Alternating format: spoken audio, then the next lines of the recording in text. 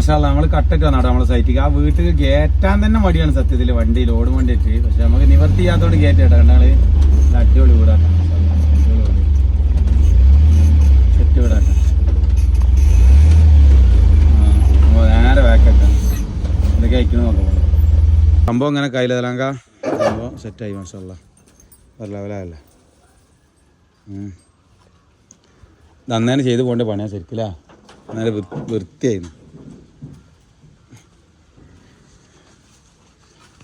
ഇതിപ്പോൾ 2 പേരും കൂടി വെക്കാണ്ടല്ലേ.